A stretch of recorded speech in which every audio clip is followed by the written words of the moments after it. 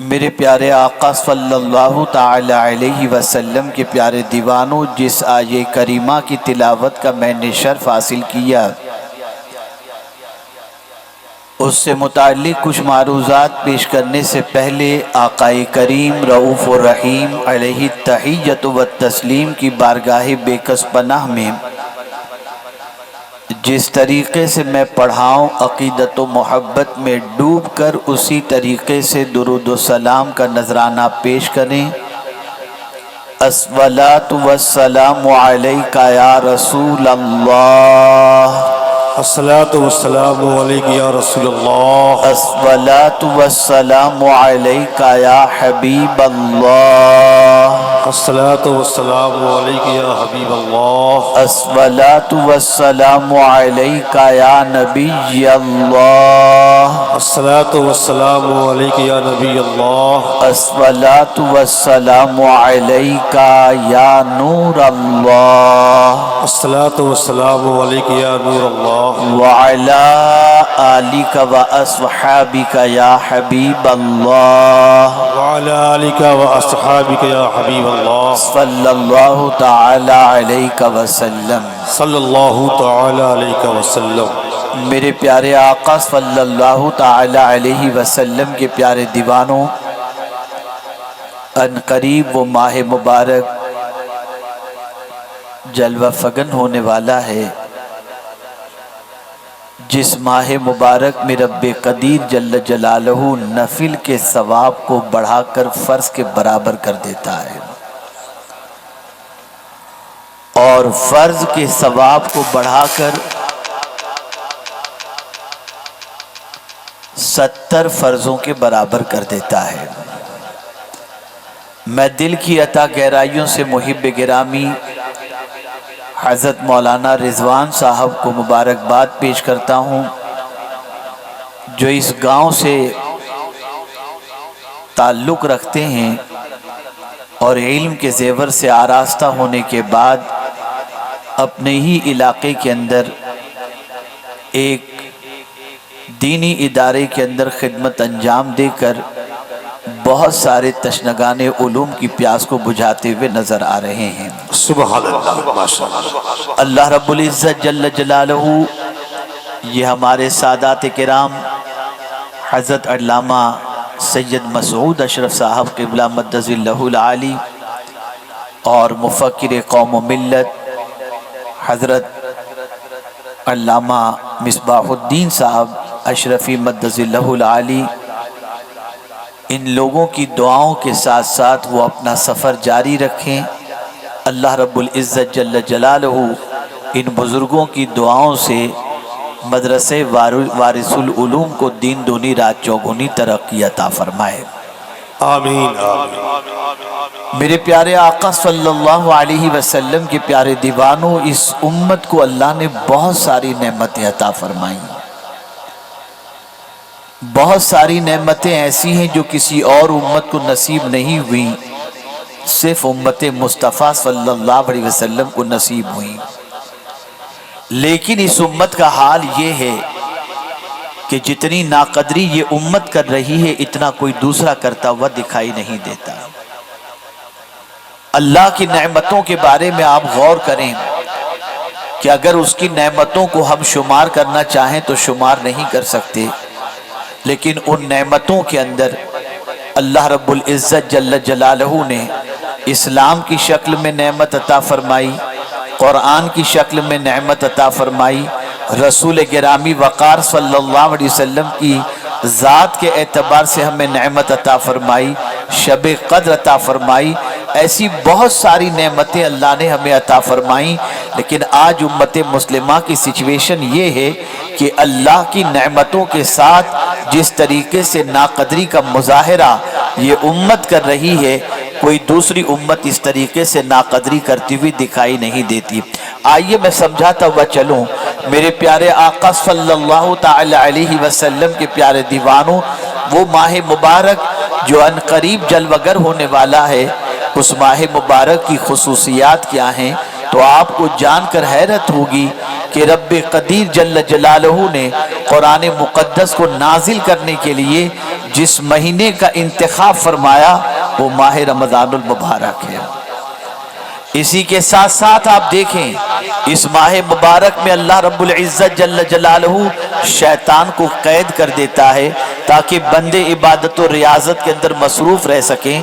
اس ماہ مبارک میں رب قدیر جل جلالہ جہنم کے دروازوں کو بند کر دیتا ہے، جنت کے دروازے کھول دیتا ہے۔ اسی طریقے سے اس ماہ مبارک میں اللہ نے ایک ایسی رات عطا فرمائی جو 1000 مہینوں سے افضل ہے۔ میرے پیارے آقا صلی اللہ علیہ وسلم کے پیارے دیوانوں، آپ سوچتے ہوں گے بھلا کون مسلمان ایسا ہے جو ماہ رمضان کی ناقدری کرتا ہو، ماہ رمضان کا احترام نہ کرتا ہو، ماہ رمضان میں عبادت نہ کرتا ہو۔ آئیے میں آپ کو سمجھاتا ہوا چلوں، وہ لوگ جو ماہ رمضان کے علاوہ کے 11 مہینوں کے اندر راتوں کو بیڈمنٹن نہیں کھیلتے، راتوں کو کرکٹ نہیں کھیلتے، راتوں کو کیرم نہیں کھیلتے، وہ مسلمان ماہ رمضان کی راتوں کے اندر کھیل کود کے اندر اپنا وقت ضائع کرتے ہوئے نظر آتے ہیں۔ افسوس کی بات ہے جن راتوں کے حوالے سے اللہ کے رسول صلی اللہ علیہ وسلم نے فرمایا، جن دنوں کے حوالے سے اللہ کے رسول صلی اللہ علیہ وسلم نے فرمایا شہر اولہ رحمت واوسطہ مغفرۃ وآخرہ عتق من النار، کہ رمضان کا پہلا عشرہ رحمت کا عشرہ ہے، درمیان کا عشرہ وہ اللہ عز و جل نے مغفرت کا عشرہ رکھا، اور آخر کا عشرہ آقا کریم صلی اللہ علیہ وسلم فرماتے ہیں وہ جہنم سے چھٹکارے کا ہے۔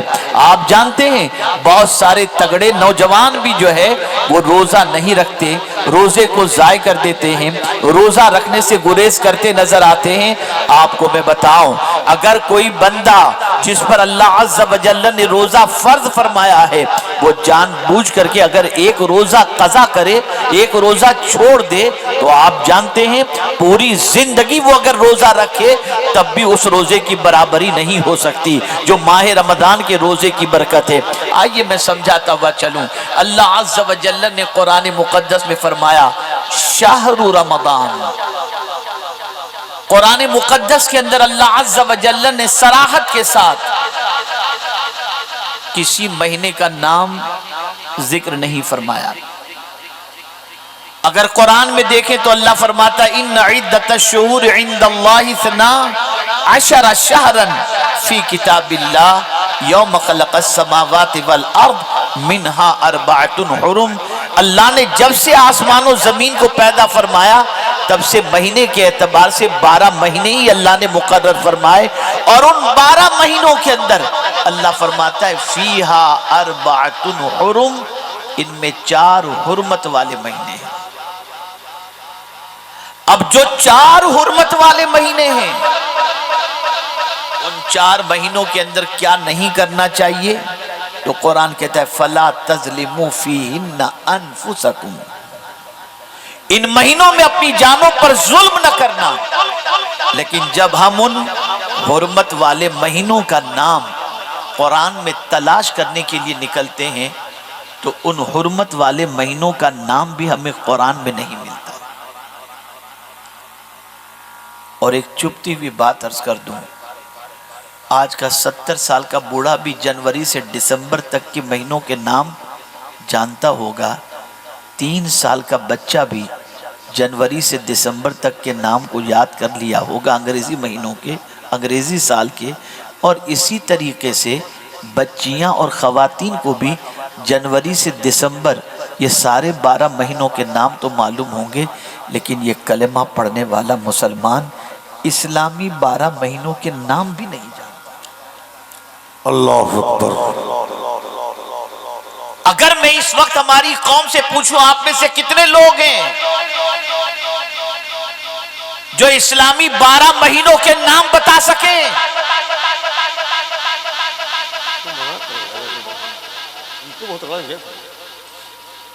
تو مجمع میں سے آپ دیکھیں گے مور دین 90% لوگ اسلامی 12 مہینوں کے نام نہیں بتا سکیں گے۔ قرآن مقدس کے اندر اگر آپ دیکھیں تو یہ ذکر تو ملتا ہے کہ ان میں 4 حرمت والے مہینے ہیں، لیکن ان کا نام صراحت کے ساتھ قرآن میں نہیں ہے۔ اگر ہے تو صرف ایک مہینے کا نام کلیئر صراحت کے ساتھ قرآن مقدس میں موجود ہے، اور وہ مہینہ کوئی دوسرا نہیں، وہ رمضان کا مہینہ ہے۔ سبحان اللہ۔ شہر رمضان الذی انزل فیہ القرآن۔ اب اس مہینے کا نام رمضان کیوں رکھا گیا؟ رمضان کے معنی کیا ہوتے ہیں؟ تھوڑا سمجھو۔ رمضان کے معنی ہوتا ہے شدت کی تپش۔ چونکہ یہ ماہ مبارک گرمی کے موسم میں آیا، اس وجہ سے اس مہینے کا نام رمضان رکھا گیا۔ لیکن بات آ رہی ہے پھر اس کی اصل کی طرف کہ اس کے معنی ہوتا ہے شدت کی تپش۔ تو کبھی یہ مہینہ ٹھنڈی میں بھی آتا ہے، کبھی بارش کے موسم میں بھی یہ مہینہ آتا ہے، تو وہاں تپش تو ہوتی نہیں۔ تو اب میں آپ کو سمجھاؤں، اگر باہر کی تپش نہیں ہے تو اندر کی تپش تو ہے نا۔ اس لیے کہ روزہ رکھنے والا جب روزہ رکھتا ہے تو بھوک اور پیاس کی وجہ سے اس کا جگر جلتا رہتا ہے۔ اس لیے جب افطار کا وقت ہوتا ہے تو جلدی سے پیٹ بھر کر کے پانی پینے کی تڑپ پیدا ہوتی ہے۔ وجہ کیا ہے؟ بھوک اور پیاس کی وجہ سے اس کا جگر جل رہا ہے، اور اس جلنے کے اندر اللہ تعالیٰ گناہوں کو جلا دیتا ہے۔ سبحان اللہ۔ گناہوں کو جلا دیتا ہے۔ اے رسول گرامی وقار صلی اللہ تعالی علیہ وسلم کے پیارے دیوانوں، رمضان المبارک اللہ کا وہ عظیم مہینہ ہے۔ آپ کو حج کرنا ہے مکہ مکرمہ جانا پڑے گا، آپ کو حج کرنا ہے مینا جانا پڑے گا، عرفات کے میدان میں جانا پڑے گا، آپ کو حج کرنا ہے کعبہ کے طواف کے لیے جانا پڑے گا، صفا مروہ کی سعی کرنی پڑے گی، آپ کو وہاں تک کا سفر کرنا ہوگا۔ اللہ اکبر۔ آپ کو اگر 50,000 نیکیوں کا ثواب حاصل کرنا ہے ایک رکعت پڑھ کر تو بیت المقدس جانا پڑے گا۔ 1,00,000 کا ثواب حاصل کرنا ہے مکہ مکرمہ جا کر مسجد حرام کے اندر یا حرم کے اندر ایک نیکی کریں گے تو 1,00,000 آپ کو ثواب ملے گا۔ لیکن میرے پیارے آقا صلی اللہ علیہ وسلم کے پیارے دیوانوں، کعبہ اپنے ماننے والوں کو بلا کر دیتا ہے، اور اے رمضان تیری عظمتوں پر قربان کہ تو بلا کر نہیں آ کر کے نوازتا ہے، آ کر نوازتا ہے۔ جہاں جہاں مسلمان موجود ہیں ان مسلمانوں کو اللہ عز و جل اس مہینے میں نواز رہا ہے۔ یہ مہینہ وہاں پہنچا، وہاں والوں نے یہ مہینہ پایا، چاہے وہ انگلینڈ کا رہنے والا ہو، چاہے کسی دیہات کا رہنے والا ہو، چاہے کسی شہر کا رہنے والا ہو، جس نے یہ مہینہ پا لیا اس کو یہ مہینہ نواز رہا ہے، یہ مہینہ مالا مال کر رہا ہے۔ کہیں بھی رہو، اگر ماہ رمضان تم نے پا لیا، اب تم اگر نفل عبادت کر رہے ہو تو اللہ تمہیں فرض کا ثواب عطا فرما رہا ہے، اور فرض عبادت کر رہے ہو تو 70 فرضوں کا ثواب عطا فرماتا ہے۔ میرے پیارے آقا صلی اللہ تعالی علیہ وسلم کے پیارے دیوانوں، اب قرآن کہہ رہا ہے شہر رمضان الذی انزل فیہ القرآن۔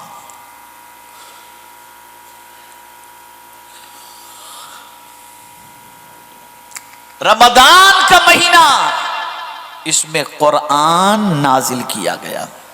توجہ چاہوں گا، بابا رہنے دو، ایک مرتبہ درود شریف پڑھیں۔ اللہ رب محمد صلی اللہ علیہ وسلم نحن عباد محمد صلی اللہ علیہ وسلم الکرام وابنہ الکریم وبارک وسلم صلاۃ و سلام علیک یا رسول اللہ صلی اللہ تعالی علیہ وسلم۔ شہر عربی کے اندر شہر کے معنی ہوتا ہے مہینہ، اور اس کی جمع ہے شہور۔ لیکن آپ بھی کانپور گئے تو آپ کانپور کے بارے میں کہتے ہیں یہ بڑا شہر ہے، فیض آباد گئے تو آپ کہتے ہیں بڑا شہر ہے۔ شہر کے معنی ہوتا ہے ظاہر ہونا۔ شہر کے معنی کیا ہوتا ہے؟ بولیے، تھوڑا بولیے، کیا ہوتا ہے؟ ظاہر ہونا۔ آپ جب دیہات سے فیض آباد کی طرف جائیں گے تو وہاں کی لائٹنگ، وہاں اسٹریٹ لائٹ، وہاں کے مکانات، وہاں کی عمارتیں، یہ دیکھ کر آپ کے سامنے وہ شہر ظاہر ہو جاتا ہے۔ واہ واہ، اسی لیے اس کو شہر کہا جاتا ہے، ٹھیک ہے نا؟ اب قرآن کہہ رہا ہے انزل فیہ القرآن، ماہ رمضان المبارک میں اللہ نے قرآن نازل فرمایا. جی اب کیسے نازل فرمایا؟ ہم تو یہ سنتے ہیں کہ قرآن مقدس 23 سال میں حضور صلی اللہ علیہ وسلم پر نازل ہوا، اور یہاں رب فرما رہا ہے کہ رمضان میں نازل کیا. تو آپ اچھی طرح سمجھ لیں، لوح محفوظ سے پہلے آسمان پر اللہ نے یک بارگی جو قرآن نازل فرمایا وہ ماہ رمضان میں فرمایا. واہ واہ. اور پھر اس کے بعد رسول اعظم صلی اللہ تعالی علیہ وسلم پر 23 سال کی مدت میں حالات اور مواقع کے اعتبار سے صرف رمضان ہی میں نہیں، رمضان کے علاوہ کے مہینوں میں بھی اللہ عز و جل نے قرآن نازل فرمایا. تو جب نزلہ کی بات آئے گی تو بتدریج تھوڑے تھوڑے کے معنی مراد لیے جائیں گے، اور جب انزلہ یا انزلہ کے معنی ہوگا تو استعمال کیا جائے گا تو یک بار کی مراد لیا جائے گا. تو یہاں جو فرمایا جا رہا ہے شہر رمضان الذی انزل فیہ القرآن، تو اس سے مراد یہ کہ یک بار کی جو قرآن لوح محفوظ سے پہلے آسمان پر نازل ہوا وہ ماہ رمضان المبارک میں نازل ہوا. اب کیوں نازل ہوا قرآن سمجھو، اللہ نے یہ کتاب کیوں نازل فرمائی. یہاں تو پڑھنے بھی نہیں آتی کتاب، ہمارے بھائیوں کو نہیں آتی پڑھنے. مور دین 90% دنیا میں مسلمان ایسے ہیں جن کو قرآن پڑھنا آتا ہی نہیں. اللہ اکبر. اگر ہمارے یہ حفاظ لوگوں کو بلائیں اور بٹھائیں اور کہیں کہ آپ قرآن پڑھ کر کے بتاؤ تو میں سمجھتا ہوں تعوذ اور تسمیہ اور سورہ فاتحہ بھی ہماری قوم صحیح طور پر پڑھ کر نہیں سنا سکتی. تو جس قوم کا حال یہ ہو کہ قرآن پڑھنا نہیں جانتی تو قرآن کے نازل ہونے کے مقصد کو کیا خاک سمجھے گی وہ قوم؟ جی اگر ہماری قوم آج بھٹک رہی ہے، آوارگی کے راستے پر جا رہی ہے، زندگی لا قانونیت کی شکار نظر آ رہی ہے، تو اس کی سب سے بڑی وجہ یہ ہے کہ وہ کتاب جو سیدھا راستہ دکھانے کے لیے اللہ نے نازل فرمائی اس کتاب سے ہمارا تعلق ختم ہو گیا. کبھی آپ نے سوچا اس سے پہلے بھی کتابیں نازل ہوئیں لیکن کسی کتاب کی حفاظت کا ذمہ اللہ نے نہیں لیا، لیکن قرآن کی حفاظت کا ذمہ اللہ نے لیا. اے اللہ وہ کتابی توریت بھی تیری، انجیل بھی تیری، زبور بھی تیری، لیکن ان کتابوں کی حفاظت کا ذمہ تو نے نہیں لیا. قرآن کی حفاظت کا ذمہ تو نے کیوں لیا؟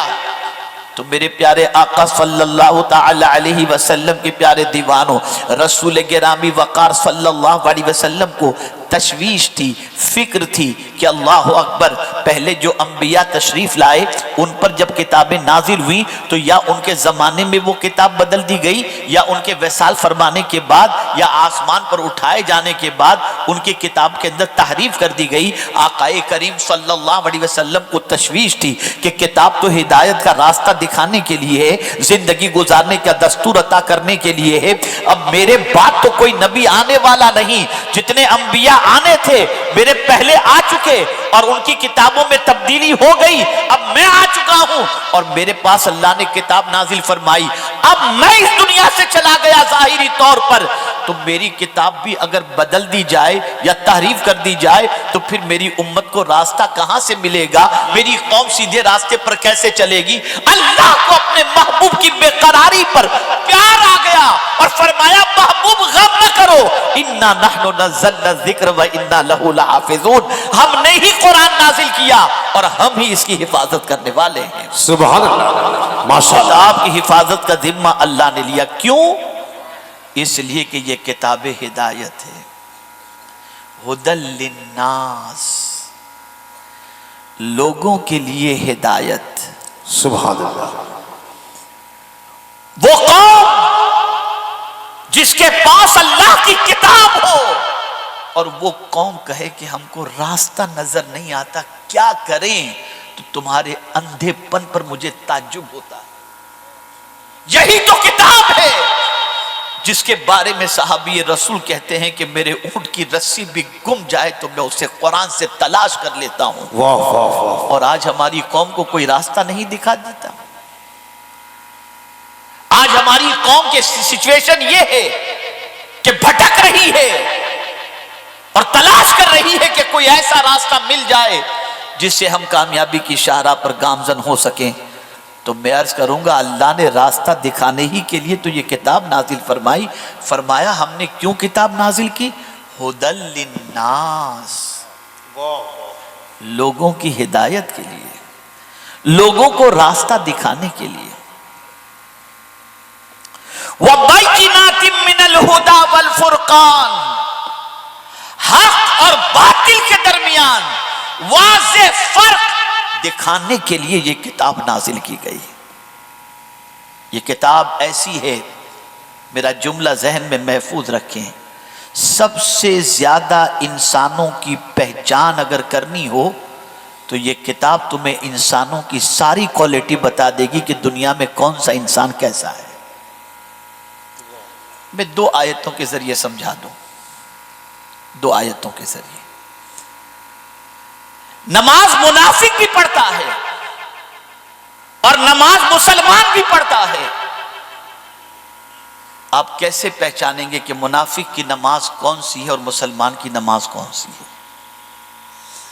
قرآن نے بتا دیا،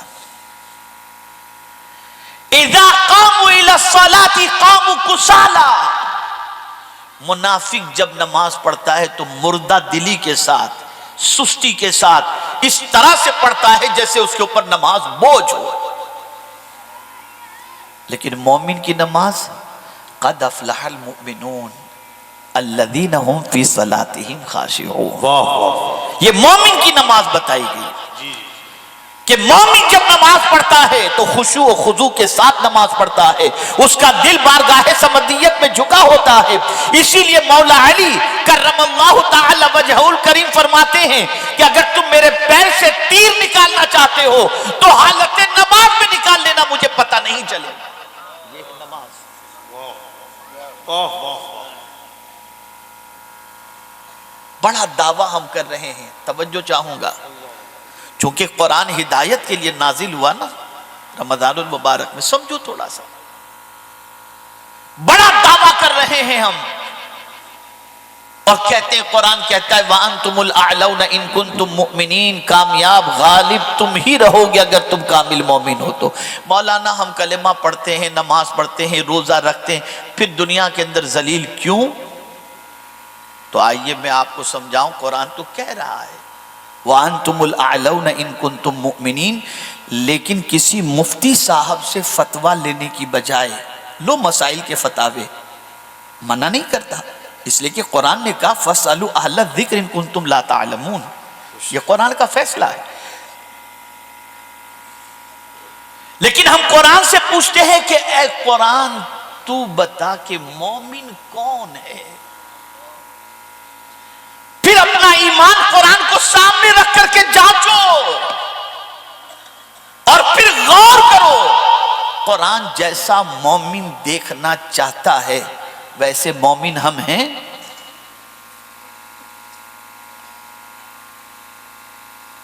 تو قرآن کہتا ہے انما المؤمنون الذین اذا ذکر اللہ وجلت قلوبهم وَإِذَا تُلِيَتْ عَلَيْهِمْ آيَاتُهُ زَادَتْهُمْ إِيمَانًا وَعَلَى رَبِّهِمْ يَتَوَكَّلُونَ۔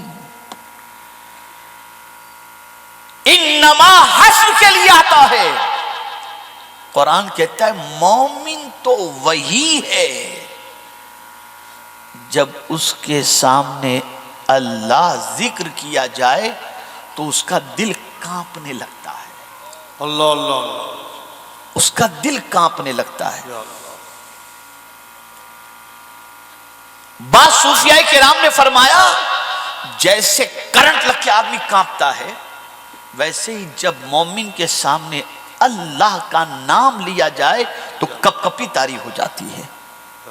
یہ مومن کی صفت بتائی گئی. جو قوم مسجد کے قریب رہ کر اللہ اکبر کی صدا سن کر اس کے پیروں کو مسجد میں جانے کی جنبش نہ ہو، وہ کہے کہ میں کامل مومن ہوں، کیوں مارا جا رہا ہوں؟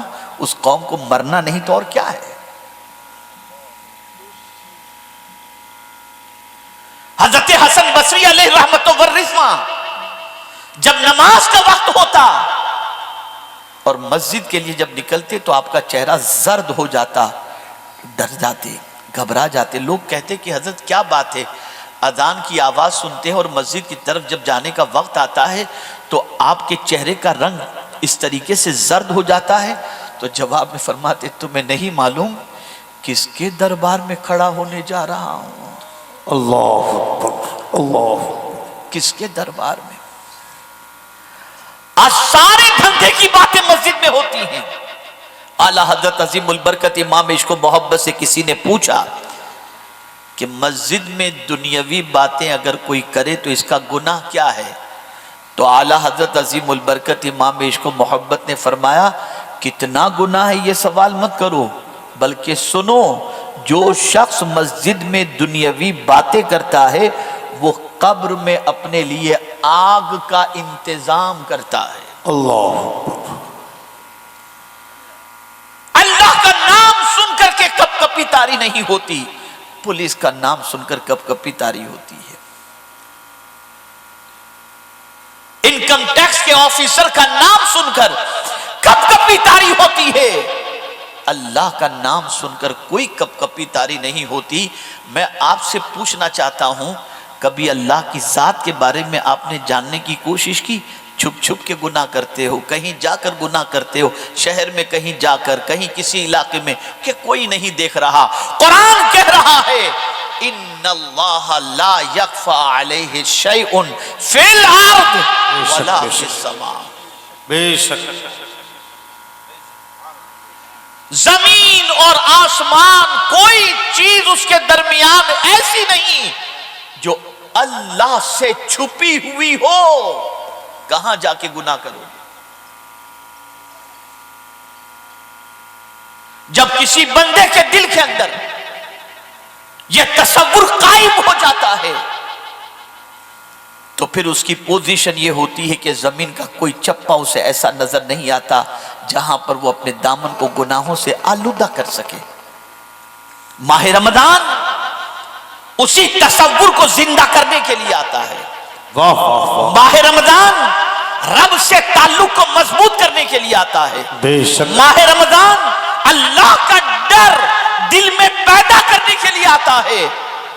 اور قربان جائیے ان مسلمانوں کی عظمت پر جو ماہ رمضان میں بھوکے رہنے کے باوجود، پیاسے رہنے کے باوجود، بیوی ہونے کے باوجود دوپہر کی چلچلاتی دھوپ کے اندر اگر اپنے گھر کے اندر ہے، کوئی دیکھنے والا بھی اگر نہیں اور بے پناہ پیاس لگ رہی ہے تو پانی نکال کر پیتا نہیں، بھلے کوئی نہ دیکھ رہا ہو لیکن اس کے دل میں یہ بات ہوتی ہے میرا مولا دیکھ رہا ہے. بے شک بے شک. ایک مہینے تک میرا مولا یہ پریکٹس کراتا ہے، ایک مہینے تک مولا یہ تربیت کراتا ہے کہ بندے کوئی نہیں دیکھ رہا، تیرا خدا دیکھ رہا ہے. کھانا بھلے حلال کا ہو، پینا بھلے حلال کا ہو، بیوی تیری ہے، تیرے لیے حلال ہے، لیکن میری خوشی کی خاطر تو صبح صادق سے لے کر غروب آفتاب تک جب ان تین چیزوں سے اپنے آپ کو روک کے رکھتا ہے تو میرے بندے سن لے، ماہ رمضان گزر جائے نا تو جس طرح سے تم میری محبت میں حلال چیزوں سے رک گیا تھا، زندگی بھر تو حرام چیزوں سے بھی رکتے رہنا. واہ واہ واہ. میں صرف رمضان ہی میں دیکھنے والا نہیں ہوں، میری شان تو یہ ہے یعلم خائنۃ الاعین وما تخفی الصدور ان اللہ علیم بذات الصدور، اللہ دلوں کے بھید کو بھی جانتا ہے۔ جب سے مسلمان کا مزاج یہ بنا، اللہ عز و جل کو اللہ عز و جل دیکھ رہا ہے، یہ تصور ذہن سے نکل گیا، تو آج مسلمان کہیں بھی گناہ کر رہا ہے، کہیں بھی برائی کر رہا ہے، کہیں بھی اللہ کی نافرمانی کر رہا ہے۔ اللہ اکبر۔ حضرت بایزید بسطامی علیہ الرحمہ کی خدمت میں ایک شخص حاضر ہوا اور عرض کرتا ہے، حضور تقریباً گناہوں سے اللہ نے مجھے توبہ کی توفیق عطا فرما دی، لیکن ایک گناہ ایسا ہے جس سے میں بچ ہی نہیں پاتا، حضور مجھے اس کے بارے میں آپ نصیحت فرمائیں۔ تو اسی نے خود بتا دیا جس گناہ سے وہ نہیں بچ پاتا تھا۔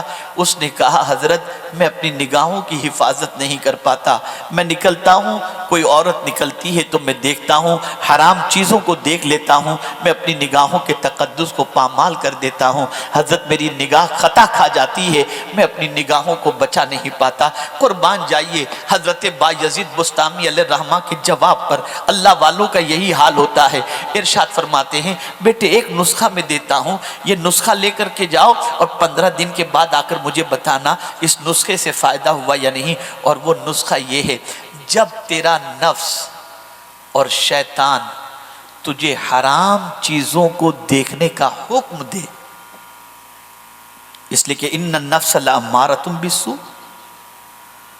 برائی کا حکم دے گا نفس، جب تیرا نفس اور شیطان تجھے حرام چیزوں کو دیکھنے کا حکم دے تو یہ تصور جما لینا تو اسے دیکھ رہا ہے، تیرا خدا تجھے دیکھ رہا ہے۔ بے شک جب تو یہ تصور قائم کر لے گا تو تیری نگاہیں جھک جائیں گی۔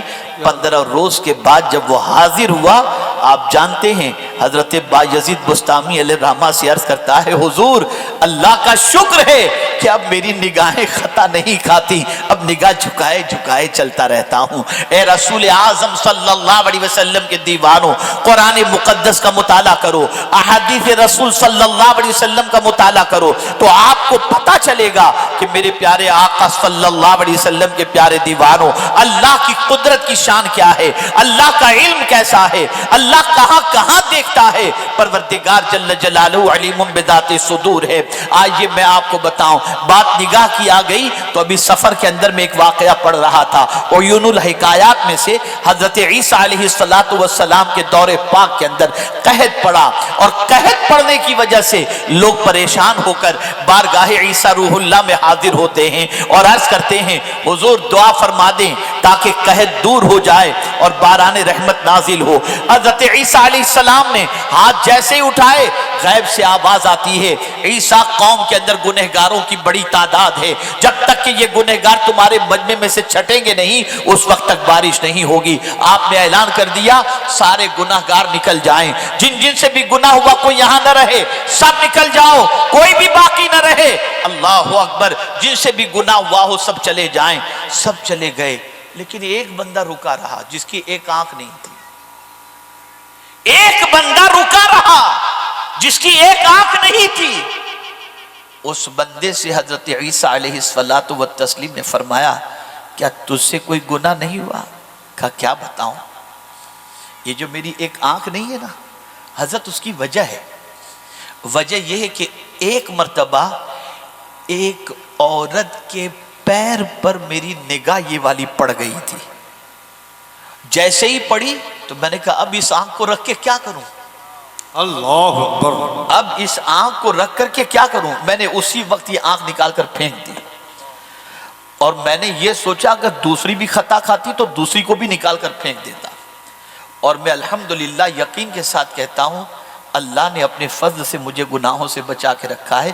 حضرت عیسیٰ روح اللہ رونے لگے اور فرمانے لگے اب تو ہی دعا کر، میں تو نبی ہوں، نبی کو تو اللہ نے معصوم ہی پیدا فرمایا ہے، لیکن تو معصوم نہیں، پھر بھی تو گناہ سے بچ رہا ہے، تو اب تو ہی دعا کر۔ اس نے ہاتھ اٹھائے دعا کے لیے، ادھر جیسے ہی ہاتھ اٹھائے اور مولا سے اس نے آہوزاری کی، فوراً بارش رحمت نازل ہو گئی۔ اے رسول اعظم صلی اللہ علیہ وسلم کے دیوانوں ذرا سوچو تو صحیح، اللہ اکبر۔ میں نے کل احمد آباد میں ایک تقریر میں نے کہا تھا، قرآن کہتا ہے وَمَنْ أَعْرَضَ عَنْ ذِكْرِي فَإِنَّ لَهُ مَعِيشَةً ضَنْكًا وَنَحْشُرُهُ يَوْمَ الْقِيَامَةِ أَعْمَى۔ غور سے سننا، اللہ فرماتا ہے جو میرے ذکر سے اعراض کرے یعنی منہ موڑے، اللہ اکبر، ہم اس پر تنگ زندگانی قائم کر دیتے ہیں، اللہ اکبر، تنگ زندگانی میں گرفتار کر دیتے ہیں۔ اور یہیں تک قرآن نہیں کہتا وَنَحْشُرُهُ يَوْمَ الْقِيَامَةِ أَعْمَى، قیامت کے دن اس کو اندھا اٹھائیں گے۔ اللہ، وہ کہے گا قد کنت بصیرا، مولا میں تو دنیا میں اخیارا تھا، آج مجھے اندھا کیوں اٹھایا جا رہا ہے؟ یاد رکھو یہاں مقصد یہ ہے کہ بندے تجھے آنکھ گناہ کرنے کے لیے نہیں، قرآن دیکھنے کے لیے عطا کی گئی ہے۔ واہ واہ، سبحان اللہ۔ آج اللہ کا ڈر دل سے نکل گیا، اللہ کا خوف نکل گیا۔ ماہ رمضان اس لیے آتا ہے تاکہ ماہ رمضان کے اندر آپ اللہ کے ڈر کو اپنے دل کے اندر پیدا کر سکیں، خوف الہی دل کے اندر پیدا ہو۔ میرے پیارے آقا صلی اللہ علیہ وسلم کے پیارے دیوانوں، آپ ذرا اندازہ لگائیں کیا ماہ رمضان المبارک کی عظمت ہے۔ آقا کریم صلی اللہ علیہ وسلم ارشاد فرماتے ہیں میری امت کو 5 چیزیں ایسی عطا کی گئیں جو مجھ سے پہلے کسی نبی کو نہیں عطا کی گئی۔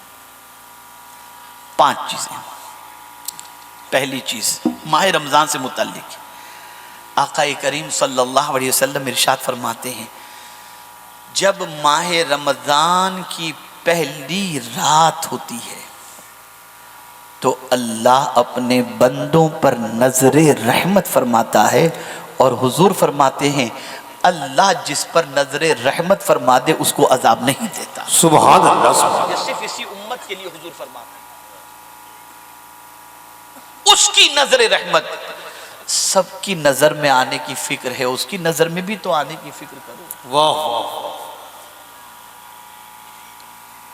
اس کی نظر میں بھی تو آنے کی، اس کے حبیب صلی اللہ علیہ وسلم کی نظر میں بھی تو آنے کی فکر کرو۔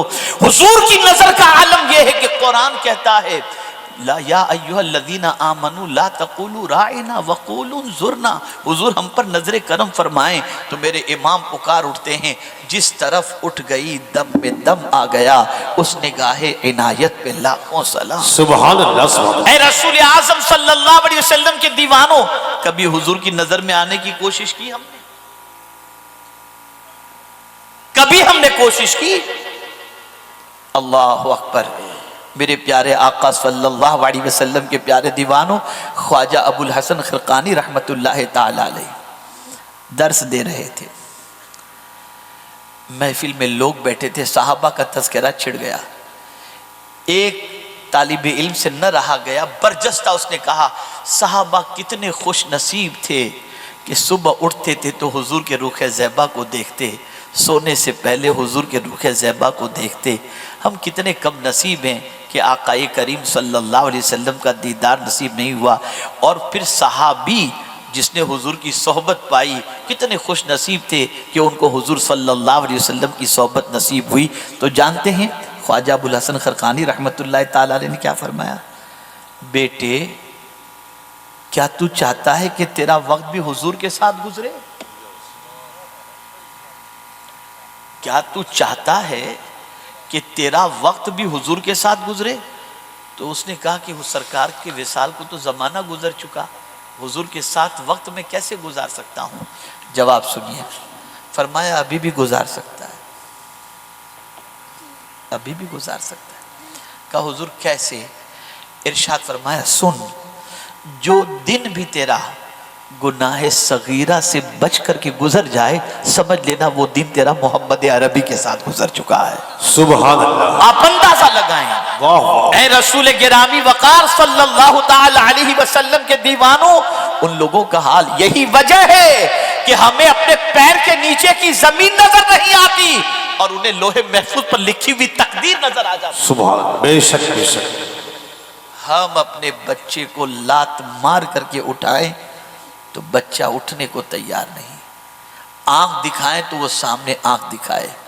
کیا وجہ تھی کہ غوث پاک مردے کو ٹھوکر مارے تو زندہ ہو جائے؟ کیا وجہ تھی؟ اے رسول اعظم صلی اللہ تعالی علیہ وسلم کے دیوانوں، تو آقا کریم صلی اللہ علیہ وسلم ارشاد فرماتے 5 چیزیں میری امت کو وہ عطا ہوئی ماہ رمضان میں جو کسی نبی کو نہیں۔ پہلی چیز، پہلی رات اللہ اپنے بندوں پر نظر رحمت فرماتا ہے، سبحان اللہ۔ دوسری نعمت، روزے دار کے منہ کی بو اللہ کو مشک سے زیادہ پسند ہے۔ ماشاءاللہ۔ آپ ذرا سوچو،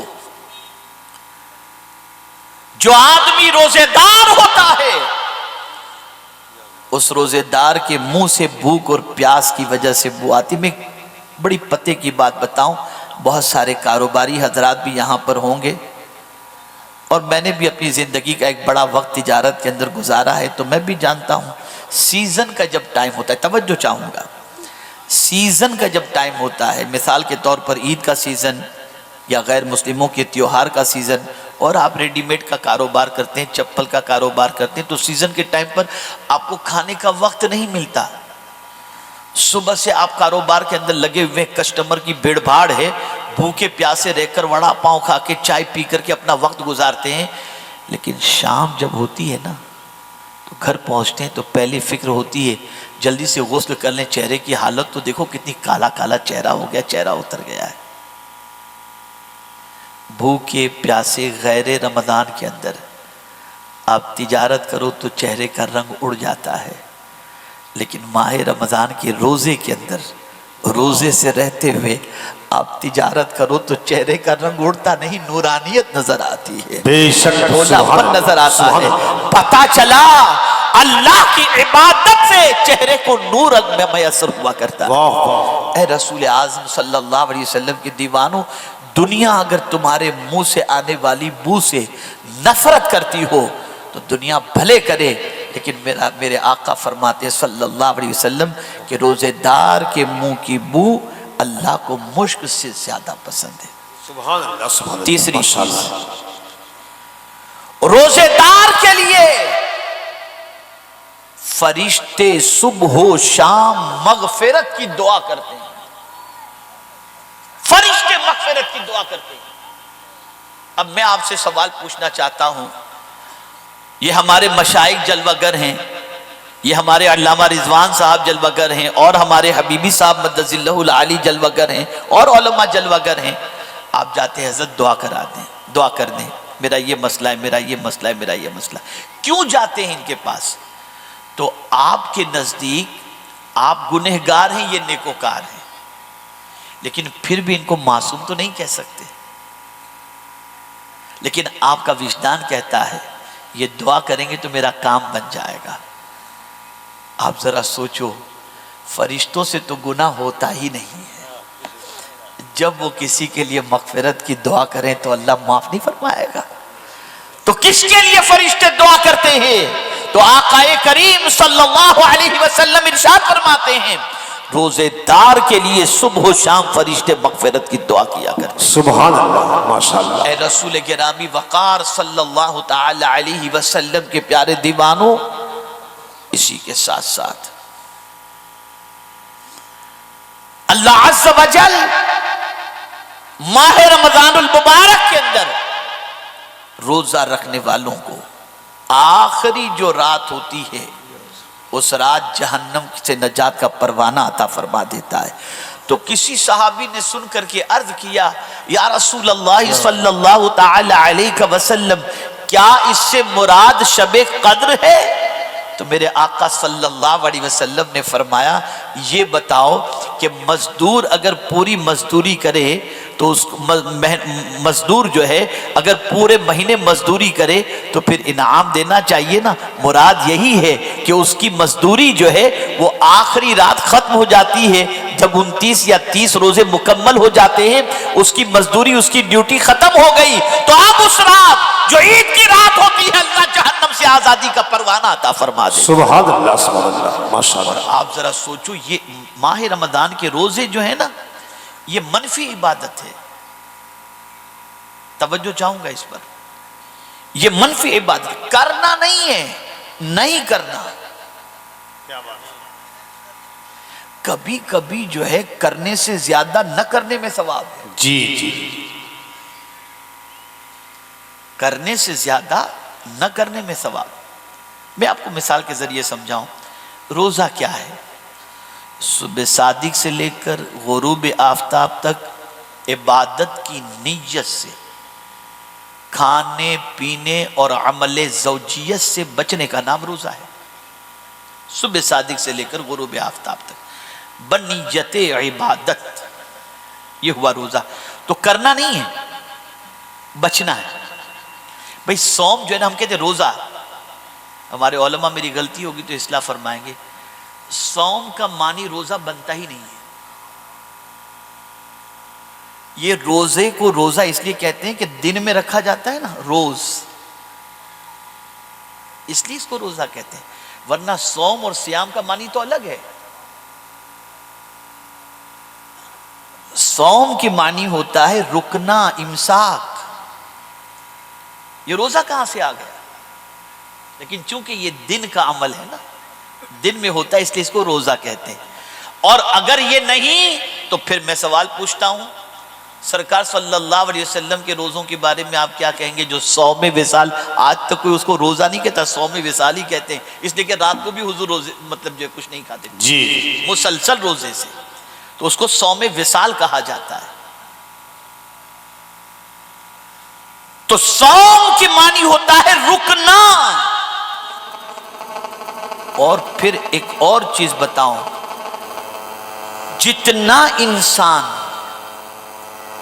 دعا کے سلسلے میں ماہ رمضان المبارک میں افطار کے وقت انہماک کے ساتھ، توجہ کے ساتھ، دل جمعی کے ساتھ اللہ کی بارگاہ میں دعا کرتا ہے افطار کے وقت، چاہے دکان میں بیٹھا اور افطار کا وقت ہو، دعا کرو دعا کرو دعا کرو، پہلے دعا کرو. فیکٹری میں بیٹھا ہے دعا کرو، مسجد میں ہے دعا کرو. دعا کے لیے کہیں اجتماعی دعا ہوتی ہے. سوال یہ پیدا ہوتا ہے، یہ روزانہ افطار کے وقت اتنی دعا کا اہتمام کیوں؟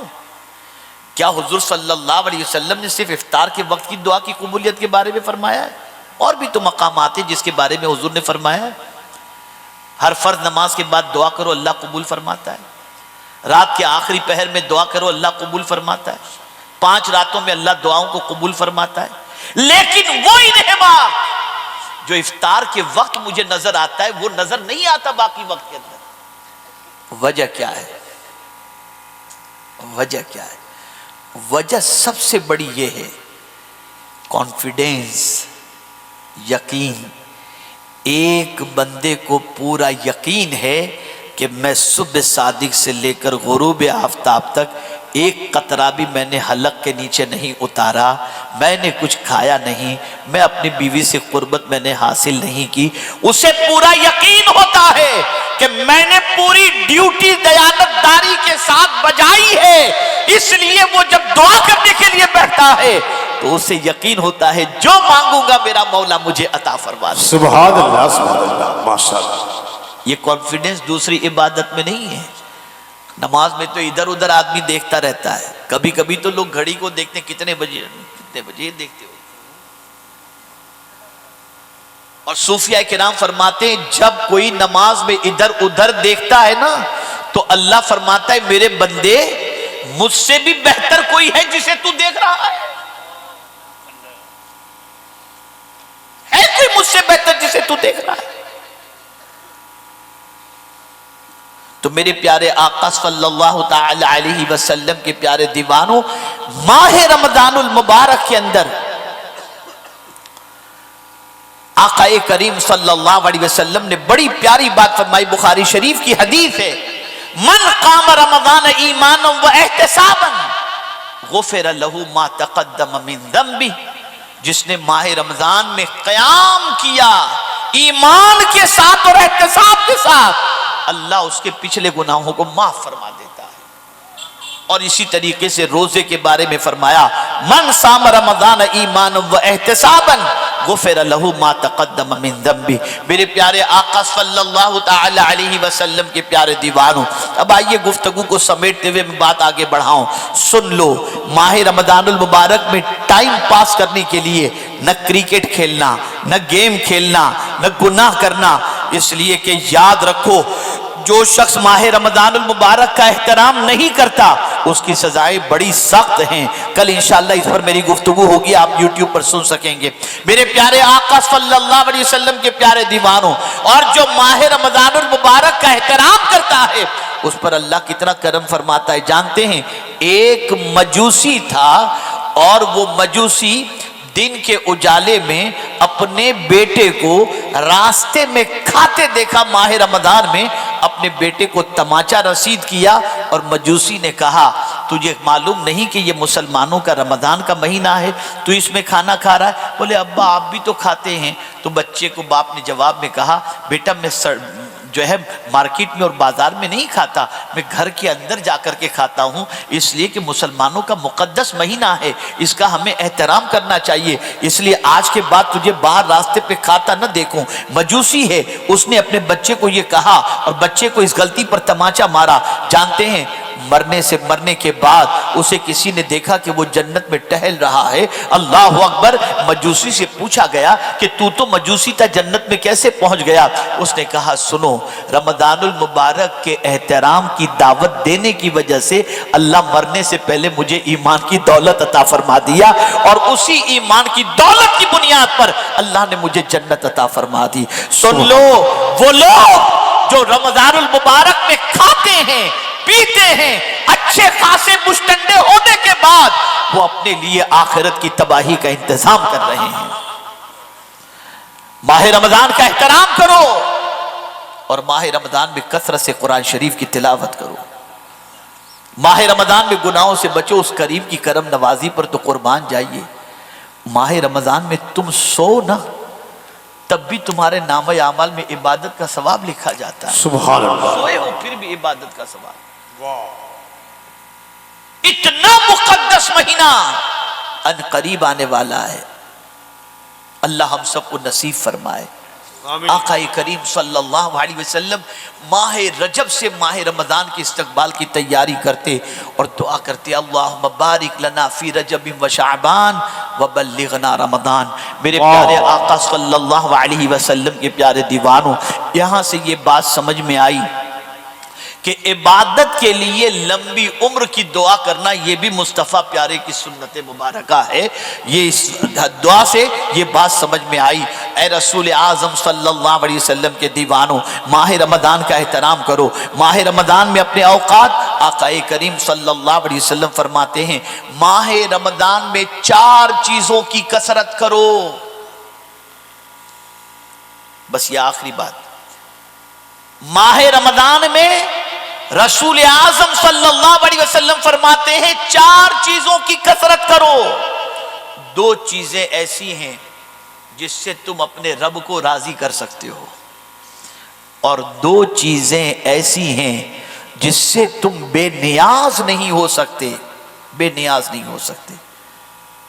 وہ 2 چیزیں جس سے تم اللہ کو راضی کر سکتے ہو، آقا کریم صلی اللہ علیہ وسلم نے ارشاد فرمایا لا الہ الا اللہ، کلمہ طیبہ کا ورد ماہ رمضان میں حضور فرماتے اس کو کثرت سے کرو، کلمے کی کثرت کرو۔ حضور نے فرمایا جب تم کلمے کی کثرت کرو گے مولا راضی ہو جائے گا، مولا خوش ہو جائے گا۔ اور دوسری چیز آقا کریم صلی اللہ علیہ وسلم نے ارشاد فرمایا استغفار کی کثرت کرو۔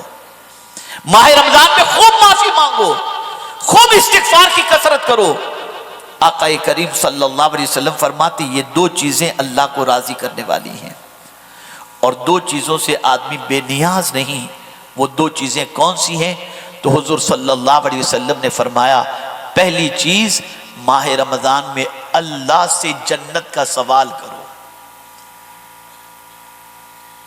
جنت سے آدمی بے نیاز نہیں، بندہ چاہے گا مروں تو اللہ مجھے جنت عطا فرمائے، تو اس سے آدمی بے نیاز نہیں ہو سکتا۔ تو جنت کا سوال کرو اور جہنم سے پناہ مانگو۔ جہنم سے بچنے کی دعا کرو۔ اس لیے آپ دیکھتے ہوں گے کہ 4 رکعت تراویح کی جب مکمل ہو جاتی ہے اور اس کے بعد جب تسبیح پڑھی جاتی ہے تو تسبیح کے آخر کے اندر یہی تو پڑھا جاتا ہے، اللہم اجرنا من النار، یا مجیر یا مجیر یا مجیر، یہ پڑھا جاتا ہے نا، یہ اسی لیے پڑھا جاتا ہے۔ تھوڑا سمجھا کرو، تھوڑی عقل استعمال کرو۔ اب میں آپ کو کیا بتاؤں کہ عقل استعمال کرو، جو بیچارے پہلا کلمہ بھی صحیح طور پر الا ماشاء اللہ نہ جانتے ہوں، ان کو میں عقل استعمال کرنے کے بارے میں کیا بتاؤں؟ سب ایسے نہیں ہیں۔ آقا کریم صلی اللہ علیہ وسلم ماہ رمضان المبارک میں 2 قرآن ختم کرتے ہیں، ایک سن کر ایک سنا کر۔ سبحان اللہ۔ جبریل امین سے سنا کرتے اور جبریل امین کو سنایا کرتے، اور جب جبریل امین آتے حضور کے سامنے قرآن پڑھتے تو سرکار کی سخاوت کا عالم یہ تھا کہ حدیث مبارکہ میں ہے کہ تیز ہواؤں سے بھی زیادہ حضور سخاوت فرماتے تھے۔ اللہ سبحان اللہ، ماشاءاللہ۔ اور یہاں بہت کم قرآن پڑھنے والے ہوں گے اور جاننے والے ہوں گے جو قرآن پڑھیں۔ یہ مقدس مہینہ قرآن کی تلاوت کا مہینہ ہے، یہ مقدس مہینہ اللہ کی کتاب سے اپنے رشتے کو مضبوط کرنے کا مہینہ ہے۔ مجھے یاد ہے، میں آج سے پتہ نہیں، میرے ساتھی میرے دوست مولانا نسیم صاحب کا فون تو آیا تھا مجھے کہ میں حضرت آپ کے یہاں پروگرام میں آ رہا ہوں۔ میرے بہت اچھے دوست ہیں، میرے سینئر ساتھی ہیں، پتہ نہیں وہ ہیں یا چلے گئے۔ انہیں معلوم ہے میں آج سے 35 سال پہلے ایک جگہ امامت کرتا تھا، ہمیشہ امامت سے میں دور رہا، لیکن میرے استاد گرامی نے مجھے سختی کے ساتھ ایک مسجد میں بھیجا کہ نہیں آپ ہی کو وہاں پر کچھ مہینے امامت کرنی، تو میں گیا۔ ماہ رمضان آیا تو اعتکاف کی فضیلت پر میں نے گفتگو کی، تو ایک بالکل ضعیف چچا کھڑے ہو گئے، بولے میں اعتکاف نہیں، کوئی تیار نہیں ہوا۔ تو میں نے ان سے کہا، عبد المجید خان ان کا نام تھا مرحوم کا، میں نے کہا چچا آپ کو اعتکاف میں بیٹھنا ہے۔ انہوں نے کہا میں کیا کروں گا اعتکاف میں بیٹھ کر، مجھے تو کچھ آتا جاتا ہے نہیں، یعنی نہیں آتا سے مراد یہ کہ اعتکاف کے آداب، اعتکاف کا کیا معاملہ ہے۔ میں نے کہا آپ کو کچھ نہیں کرنا، 10 دن صرف قرآن شریف پڑھنا ہے، صبح و شام قرآن پڑھتے ہو، قرآن تو آپ بہت اچھا پڑھتے ہو، اس کے لیے کوئی مسئلہ نہیں۔ انہوں نے کہا کہ مولانا تقریباً 20-25 سال ہو گئے میں نے قرآن ختم نہیں کیا ہے، پڑھتا ہوں کبھی تھوڑا سا پڑھ لیا اسے، لیکن آتا ہے پڑھنا، ختم نہیں کیا۔ میں نے کہا بس آپ کو قرآن شریف جو ہے نا یہ اعتکاف میں بیٹھ کر کے پڑھنا ہے۔ وہ اعتکاف میں بیٹھے اور پھر قرآن کا چسکا لگ گیا ان کو۔ وہ جو اعتکاف میں قرآن پڑھتے رہے اور اس کے بعد جب اعتکاف سے نکلے تو اس کے بعد کا معمول بن گیا، ہر 7 روز میں ایک قرآن ختم کیا کرتے تھے، ہر 7 روز میں روز ایک منزل قرآن شریف کی تلاوت کرتے تھے۔ یار یہ مہینہ اللہ سے قریب کرنے کے لیے آ رہا ہے، اللہ کی کتاب سے قریب کرنے کے لیے آ رہا ہے۔ خوشیاں مناؤ کہ اللہ یہ مقدس مہینہ عطا کر رہا ہے۔ اس مہینے میں جو کچھ سیدنا فاروق اعظم رضی اللہ المولا تبارک و تعالی عنہ ارشاد فرماتے ہیں کہ اس ماہ مبارک میں اللہ کا ذکر کثرت سے کرو، اور دوسری چیز اللہ سے جو مانگو اللہ عطا فرماتا ہے۔ یا اللہ، مانگنے کی کثرت کرو، مانگنے میں بخیلی نہ کرو۔ تو میرے پیارے آقا صلی اللہ تعالی علیہ وسلم کے پیارے دیوانوں، ماہ رمضان کے استقبال کی تیاری کریں۔ میں دل کی عطا گہرائیوں سے حضرت مولانا رضوان صاحب قبلہ کو، یہاں کے افراد کو، ان کے رفقا کو سب کو مبارکباد پیش کرتا ہوں، اور آپ خوش نصیب ہیں کہ اللہ تعالیٰ نے آپ کے علاقے میں ایک ایسا عالم عطا کیا ہے جو دولت کے پیچھے نہیں بھاگ رہا، جو علم کی خدمت کرنے کو جو ہے اپنی زندگی کا سب سے بڑا مقصد جان رہا ہے۔ الحمدللہ ان کے جیسے عالم اگر بڑے شہر کے اندر چلے جائیں تو بڑی خدمت ان کی لوگ کریں گے، لیکن یہاں رہ کر ان کا مقصد یہی ہے کہ میں یہاں پر علم کی شمع کو روشن کروں، اور الحمدللہ اب علاقے کے اور علماء بھی تیار ہو رہے ہیں اور علم حاصل کر کے یہاں پر آ رہے ہیں۔ اللہ تعالیٰ آقا کریم صلی اللہ علیہ وسلم کے صدق و طفیل ہم سب کو خدمت دین کی اخلاص کے ساتھ توفیق نصیب فرمائے، اور امام عشق و محبت کے اس شعر کے ساتھ کہ کام وہ لے لیجئے تم کو جو راضی کرے، ٹھیک ہو نام رضا تم پہ کروڑوں درود، وما علینا الا البلاغ المبین۔ السلام علیکم ورحمۃ اللہ وبرکاتہ۔ ایک بات کہہ دوں، ابھی اندر رکھنا بھی تھوڑا سا خوشی کی بات ہے۔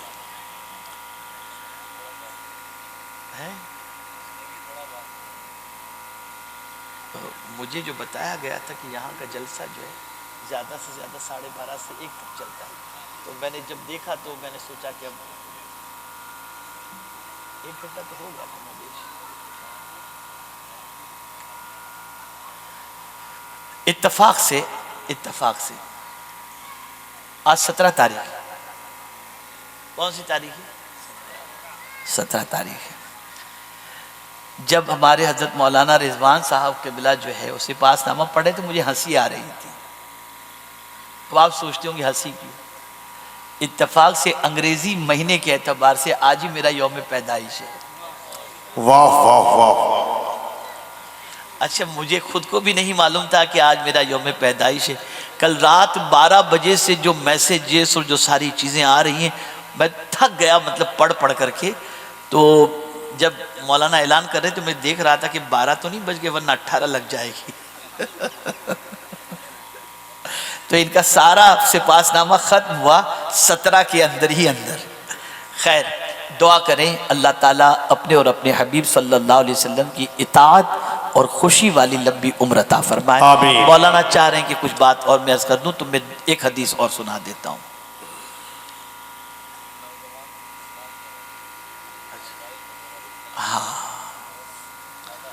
نوجوان، اللہ اکبر، آپ ہماری قوم کا بہت بڑا سرمایہ ہو۔ میں میر عبد الواحد بلگرامی رحمت اللہ تعالی علیہ کے آستانے پر حاضری کے لیے گیا، وہاں پر ایک تغرہ آویزاں تھا اور اس تغرے پر لکھا ہوا تھا کسی قوم کو تباہ کرنا ہو تو اس قوم پر ایٹم بم نہ برسایا جائے، اس قوم کے نوجوان کو آوارہ بنا دیا جائے، وہ قوم خود بخود تباہ ہو جائے گی۔ بے شک۔ آج ہماری قوم کے نوجوانوں کی پہچان کیا بن چکی ہے؟ ذرا دیکھو، ایک مثال کے ذریعے میں آپ کو سمجھاؤں۔ ڈاکٹر کی پہچان ہوتی ہے، لائر کی پہچان ہوتی ہے۔ آپ کسی کو بھی دیکھیں گے سفید کوٹ کے اندر گلے کے اندر آلہ لٹکائے ہوئے تو اس کو کہنا نہیں پڑے گا کہ میں ڈاکٹر ہوں، آپ دیکھ کر پہچان لیں گے کہ یہ ڈاکٹر ہے۔ کوٹ کے باہر کالا کوٹ پہن کر کے اگر کوئی گھوم رہا ہو، اسے کہنے کی ضرورت نہیں پڑے گی کہ یہ میں وکیل ہوں، خود آدمی سمجھ لے گا کہ یہ وکیل ہے۔ ٹریفک پولیس کے یونیفارم کے اندر اگر کوئی کہیں جا رہا ہو، اس کے یونیفارم کو دیکھ کر کے آدمی پہچان لے گا کہ یہ ٹریفک پولیس ہے۔ آرمی کے یونیفارم کے اندر اگر کوئی جا رہا ہو تو آدمی دیکھ کر پہچان لے گا کہ یہ آرمی کا آدمی ہے۔ ایک سوال میں آپ سے پوچھتا ہوں، آج مسلمانوں کی پہچان کیا ہے؟ کیا پہچان ہے؟ گٹکھا کھانے والا، رات کو 3 بجے تک گندی پکچریں دیکھنے والا، رات و دن موبائل پر جھٹا ہوا، نمازیں ترک کرنے والا، آوارگی کرنے والا، جاہل، گنوار، ان پڑھ، چلم چلی، شور شرابہ، لڑائی جھگڑا، یہ ساری چیزیں مسلمان کی پہچان بن گئی ہیں۔ اب آئیے میں آپ کو بتاؤں ہماری پہچان کیا تھی۔ نوجوانوں غور سے سننا، سیدنا فاروق اعظم رضی اللہ المولا تبارک و تعالی عنہ ایک بار مدینہ منورہ سے باہر نکلتے ہیں یہ دیکھنے کے لیے کہ باہر والے کس طرح سے رہ رہے ہیں، جنگل و بیابان میں رہنے والے۔ جب پہنچے مدینہ شریف کے باہر تو آپ نے دیکھا ایک نوجوان بکریاں چرا رہا ہے اور بکریوں کا ریوڑ ہے۔ فاروق اعظم رضی اللہ المولا تبارک و تعالی عنہ کو وہ پہچانتا نہیں تھا۔ فاروق اعظم اپنا تھوڑا سا توشہ لے کر وہاں پہنچے تھے، سفر کے لیے نکلے تھے۔ توشہ ختم ہوا، نوجوان سے کہتے ہیں نوجوان تھوڑا سا بکری کا دودھ دوہ کر کے مجھے دے دے، مجھے بھوک لگی ہے، میں ایک مسافر ہوں۔ نوجوان نے جواب میں کہا اے مسافر، میں بکریوں کو چرانے والا ہوں، بکریوں کا مالک نہیں ہوں۔ اپنے مالک کی اجازت کے بغیر میں بکری کا دودھ دو کر کے تجھے نہیں دے سکتا۔ فاروق اعظم خوش ہوئے، امتحان لینا چاہا، کہا ایک کام کر، ایک بکری کا بچہ مجھے دے دے، میں قیمت تجھے بہترین دے دوں گا، میں اسے ذبح کر کے پکا کر کھا لوں گا، اگر تیرا مالک تجھے پوچھے کہ بکری کا ایک بچہ کیسے کم ہو گیا تو تو کہہ دینا کہ بھیڑیا کھا لیا۔ اتنا سننا تھا کہ جوان کہتا ہے مسافر مانتا ہوں کہ اس وقت یہاں پر میرا مالک مجھے نہیں دیکھ رہا، اسے نہیں خبر، وہ نہیں دیکھ رہا، لیکن اے مسافر میں تجھ سے پوچھتا ہوں میرا مالک تو نہیں دیکھ رہا، کیا میرے مالک کا مالک بھی نہیں دیکھ رہا ہے؟ جب اس نے یہ کہا فاروق اعظم نے اسے سینے سے لگا لیا اور ارشاد فرمایا جب تک امت مسلمہ میں تجھ جیسے نوجوان زندہ ہیں اسلام کے بڑھتے ہوئے سیلاب کو دنیا کی کوئی طاقت روک نہیں سکتی۔ بے شک یہ جوان، اے رسول اعظم صلی اللہ علیہ وسلم کے دیوانوں، جانتے ہیں جوان کا مقام کیا ہے؟ آقا کریم صلی اللہ علیہ وسلم ارشاد فرماتے ہیں صحابہ کرام سے جوانوں کی قدر کرو۔ میں نے جب اسلام کا پیغام پہنچایا تو بوڑھوں نے میری دعوت کو ٹھکرا دیا تھا، جوانوں نے میری دعوت کو قبول فرمایا تھا۔ اے رسول اعظم صلی اللہ تعالی علیہ وسلم کے دیوانوں، اگر جوان گنہگار بھی ہے اور وہ چاہتا ہے کہ میں اللہ کا محبوب بن جاؤں تو حضور نے ایک نسخہ عطا فرمایا، گنہگار ہے، جوان ہے اور گنہگار ہے، لیکن چاہتا ہے کہ وہ اللہ کا محبوب بن جائے تو حضور نے ایک نسخہ عطا فرمایا، اور وہ نسخہ کیا ہے؟ سرکار صلی اللہ علیہ وسلم ارشاد فرماتے ہیں الحمدللہ رب العالمین یہدیکم اللہ ویصلح بالکم۔ آقا کریم صلی اللہ علیہ وسلم ارشاد فرماتے ہیں اللہ توبہ کرنے والے جوان سے محبت فرماتا ہے۔ سبحان اللہ۔ جب کوئی جوان اللہ کی بارگاہ میں گناہوں سے توبہ کر لے تو اس جوان سے میرا مولا محبت فرماتا ہے، محبت فرماتا ہے۔ آپ جانتے ہیں کیسے کیسے جوان گزرے ہیں اور کس کس طریقے سے انہوں نے اپنی جوانی گزاری۔ میرے پیارے آقا صلی اللہ تعالی علیہ وسلم کے پیارے دیوانوں، رسول گرامی وقار صلی اللہ علیہ وسلم ارشاد فرماتے ہیں اللہ عز و جل کل بروز قیامت عرش کے سائے میں 7 خوش نصیبوں کو جگہ عطا فرمائے گا، ان میں سے ایک خوش نصیب کون ہوگا جانتے ہیں آپ؟ جس کو کوئی خوبصورت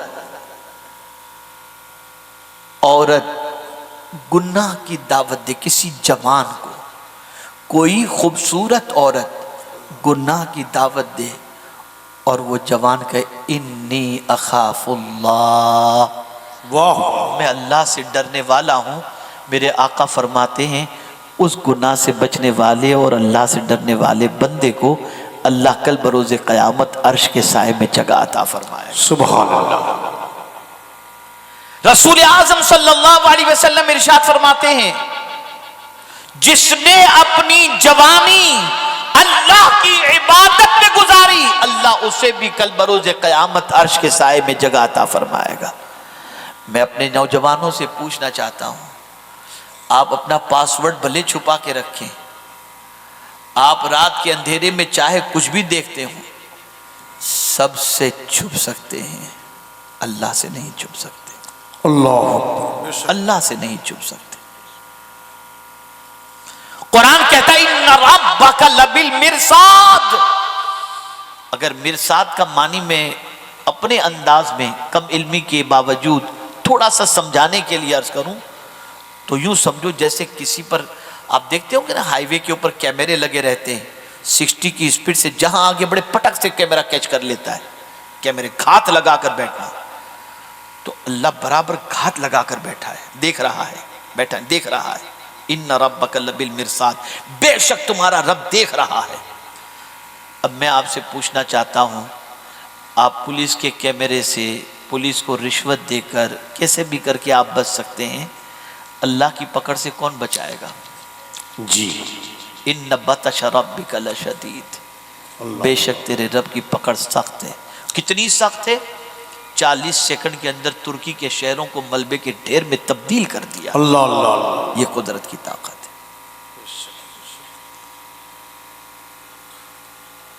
اے رسول اعظم صلی اللہ علیہ وسلم کے دیوانوں سن لو، گناہ کرنے سے انسان بزدل ہو جاتا ہے اور نیکی کرنے سے انسان طاقتور بن جایا کرتا ہے. سبحان اللہ. اور میرا یہ جملہ زندگی بھر کے لیے محفوظ کر لو، زندہ باد. ماشاءاللہ ماشاءاللہ. زندگی بھر کے لیے.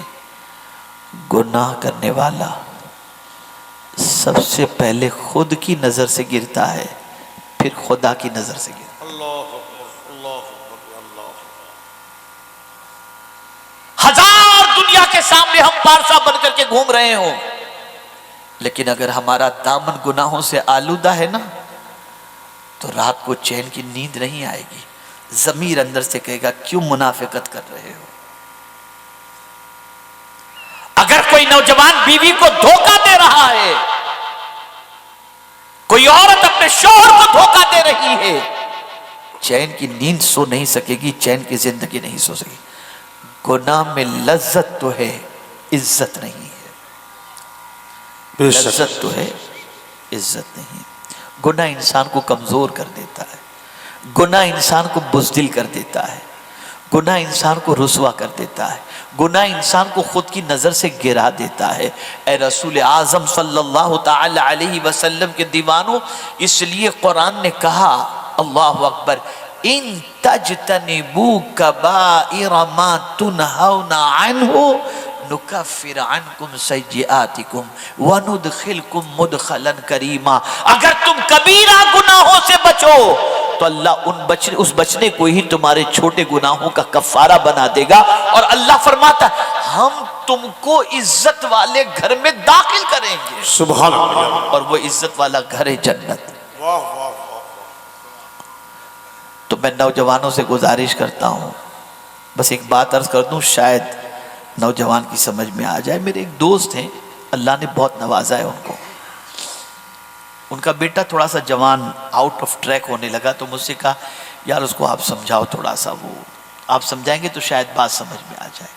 میں نے کہا ٹھیک ہے.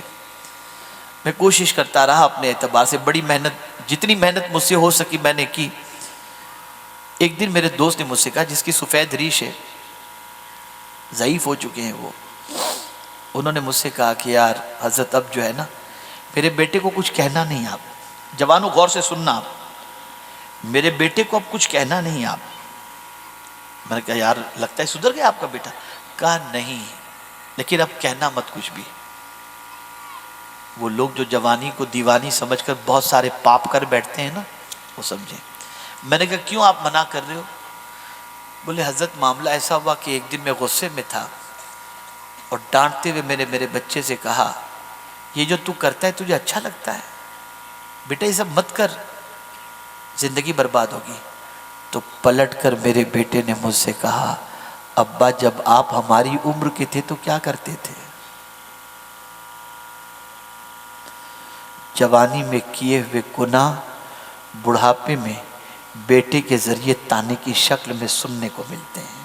اللہ.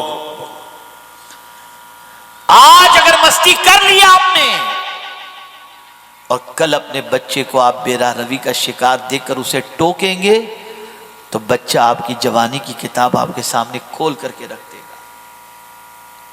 اس لیے بچو گناہوں سے، جوانی کی حفاظت کرو.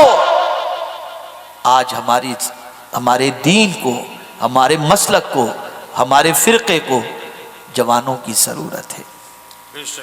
اور جس قوم کا نوجوان بیدار ہو جائے اس قوم کی تقدیر بدل جایا کرتی ہے. آج ہمارے نوجوانوں کو پاکیزہ زندگی گزارنے کی ضرورت ہے. اللہ عز و جل اور اس کے رسول صلی اللہ علیہ وسلم کی اطاعت کی طرف قدم بڑھانے کی ضرورت ہے۔ میرے پیارے آقا صلی اللہ علیہ وسلم کے پیارے دیوانوں، میری بہنیں بھی یہاں پر ہیں، ایک بات ان کے حوالے بھی کر دوں۔ روزے کا مہینہ آ رہا ہے، صوم، رکنا، تو رکنے سے مراد ہم نے یہ سمجھ لیا کھانا پینا اور عمل زوجیت سے رکنا، لیکن زبان کو بھی روک لینا یہ بھی ایک روزہ ہے۔ جی جی جی، بہت اچھی بات، بہت اچھی بات۔ ہاں، زبان کو بھی روکنا۔ سوچیں آپ، قرآن کے اندر ماہ رمضان کا نام صراحت سے آیا، حضرت مریم کا نام صراحت کے ساتھ آیا، اور صحابہ میں حضرت زید کا نام صراحت کے ساتھ آیا۔ یہ تینوں کے نام صراحت کے ساتھ۔ حضرت مریم جن کو آئیڈیل بنانے کے لیے رسول اعظم صلی اللہ علیہ وسلم نے فرمایا، آپ جانتے ہیں جب حضرت عیسیٰ علیہ السلام اللہ عز و جل نے ان کو بغیر باپ کے پیدا فرمایا،